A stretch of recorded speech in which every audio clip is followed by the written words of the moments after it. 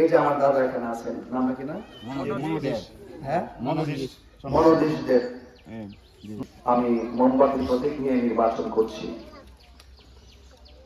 তো আজকে রাজাপুর আমি এখানে এসেছি আপনাদের কাছে সর্বপ্রথম দোয়া নেওয়ার জন্য। 2 নম্বর, যেহেতু নির্বাচন 12 ফেব্রুয়ারি, আপনাদের মহামূল্যবান ভোট মোমবাতি প্রতীকে দিবেন সে আশা করে আপনাদের মাঝে এসেছি। আমি চাই দল মত ধর্ম বর্ণনা নির্বিশেষে একটি সুন্দর শান্তি সম্প্রীতি সমাজ গড়ে উঠুক। আপনারা চান না? মামলা হামলা, এই যে হয়রানি করে মিথ্যা মামলা দিয়ে এগুলো সমাজ থেকে বন্ধ হইত। প্রকৃত অপরাধী যে হবে তার শাস্তি হইত। একটা অপরাধ একজন করলেই প্রতিহিংসার বশবর্তী হয়ে তার 14 গোষ্ঠী পুরা 100, 200, 500 মামলা ঘরে ঘুমাইতে দেয় না, হয়রানি করা হয়। তো এই দিকে মামলা বাণিজ্য চলছে, এই হয়রানি গুলো বন্ধ করতে হবে। 2 নম্বর কথা হইল, আপনারা জানেন এই বাংলাদেশে একমাত্র সুন্নি জামাত যেটা, এটাই একমাত্র শান্তিপ্রিয় দল।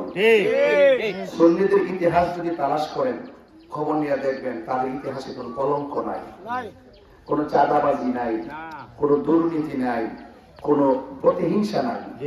ওরা মানবতার রাজনীতি করে, ইনসাফ ভিত্তিক রাজনীতি করে। এই যে আমার দাদা এখানে আছেন, নামটা কি না? হ্যাঁ, মনোদেশ দেব।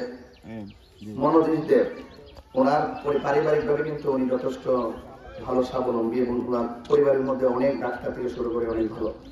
তো এই যে আমার পাশাপাশি বসছেন আসছেন, আমি এই যে সনাতন ধর্মী যারা আছেন, আমি তাদের নিরাপত্তা, তাদের সম্প্রীতি, তারা যেন একটু ভালো থাকে। এই দেশটা যে সবার, কাহারও যে একা না।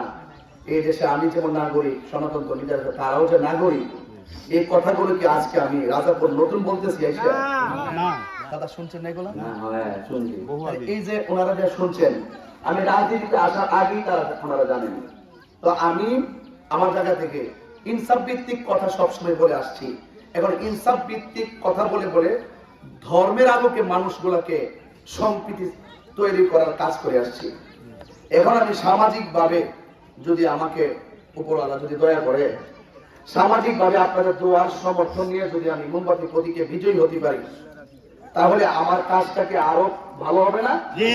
আরো ভালো হবে না? এখানে আমি দাঁড়ায় কথা বললে কি আইন হবে? সংসদে দাঁড়িয়ে কথা বলে আইন হবে। আমি বলবো মাজার যেমন ভাঙা যাবে না, মন্দিরও ভাঙা যাবে না। কথা কোন ঠিক নেই? তাহলে এই দেশের নাগরিক যার যার ধর্ম সে স্বাধীনভাবে পালন করবে। আমার দেশের মধ্যে অনেক প্রতিহিংসা আছে, এই প্রতিহিংসার রাজনীতি বন্ধ করতে হবে। আমার মা বোনদের আত্মমর্যাদা আছে, তাদের মর্যাদা রক্ষা করা, সুরক্ষা করা এবং তাদের মা বোনদের যে ইজ্জত, মা বোনদের যে মূল্যবোধ, এই মূল্যবোধ সমাজে প্রতিষ্ঠা করা। এবং এই যে কচিকাঁচা কোমল মনে যারা আছেন, শিক্ষা জাতির মেরুদণ্ড, যে জাতি তত শিক্ষিত সে জাতি তত উন্নত। এরা নির্বিঘ্ন ভাবে লেখাপড়া শান্তি মতো করত, সেই সুযোগটা তারা পাইতো। এই যে আজকে আমি ঢুকলাম, এখানে অনেকগুলো রাস্তা আমি দেখে আসছি। আমি কিন্তু প্রতিদিন 6 ঘন্টা 7 ঘন্টা মোটর সাইকেলে ঘুরি, বিভিন্ন জায়গায় যাই ফিরে। যে প্রতিদিনই করতে আসছি, চেয়ারে বইয়া বইয়া বড় বড় স্টেজ সাজায় ফুল দিয়া মানুষ দলা করে এনে কথা কইলে, ওই যে যারা দূর থেকে এত কষ্ট করে আয়ে তাদের কষ্টটা বোঝা যায় না।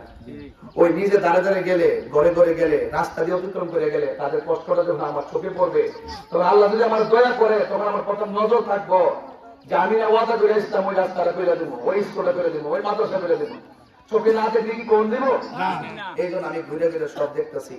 আমি ধর্ম নিয়ে কথা বলি ধর্মের ভাষায়, রাজনীতিতে কথা বলি রাজনীতির ভাষায়, এবং সবকিছু মিলে যদি আমি ধর্ম এবং রাজনীতি, ধর্ম এবং মানব সেবা করার প্রতিনিধিত্ব যদি আমার হাতে চলে আসে, দুইটা জায়গায় আমরা কাজ করতে পারবো। হিন্দু মন্দিরে যাবে, বৌদ্ধ বেগড়ায় যাবে, খ্রিস্টান গির্জায় যাবে, মুসলমান মসজিদে যাবে, যার যার ধর্ম পালন করবে, আমরা আমার ধর্ম পালন করবো। কথা কি ঠিক আছে কিনা?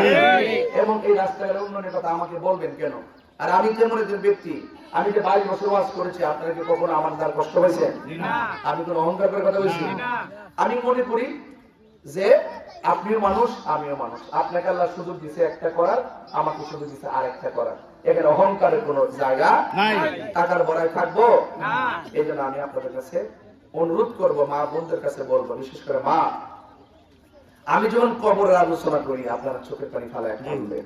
আমি যখন মায়ের ওয়াজ করি আপনারা চোখের পানি ফালায় কাঁদবেন। আমি যখন কারবালার ওয়াজ করি আপনারা চোখের পানি ফালায় কাঁদবেন, আমরাও কাঁদবেন। এই মানুষটা আজকে আপনার কাছে কেন আসে এই জিনিসটা বুঝতে হইব। বর্তমান দেশের যে রাজনীতি শুরু হয়েছে এইভাবে চললে দেশও চলতো না, ধর্ম চলতো না। কথাটা সঠিক বলতেছি? তাহলে দেশ বাঁচাই তুইব, ধর্ম বাঁচাই তুইব, ঠিক আছে কিনা? তো এই জন্য আমরা দেশের হাল ধরতে হবে। কারণ যেহেতু সুন্নি জামাত পরীক্ষিত একটি দল, যাদের কাছে দেশ নিরাপদ, অন্যান্য ধর্মের মানুষের নিরাপদ, তো এই মানুষগুলো ক্ষমতায় আসছে, রাজনীতি নিয়ে যে প্রতিহিংসা শুরু হয়েছে এগুলো সব দূরিব। আর যেহেতু তারা সুন্নি জামাতে যারা আছেন তারা যেহেতু বাইরে খাওয়ান না, 10 টাকা পাইলে 10 টাকা আপনার টাকা আপনারা দিব, ঠিক আছে কিনা? এই জন্য আপনারা এবারের ভোটটা বয়স আছে, আপনার বয়স কত? বলুন না, বয়স কত? 70 বয়স নেই, 74 বছর নির্বাচনের। এই 74 মানুষ মোটা থাকে বলি 74 বছরে কি আমার বয়স যতটুকু হয়েছে, আমি কি 40 বছরের প্রাণ হয়ে গেছে, ভোটে লেগে আইসিও তো জীবনে এই 74 বছর তো সবাই ভোট দিছে না?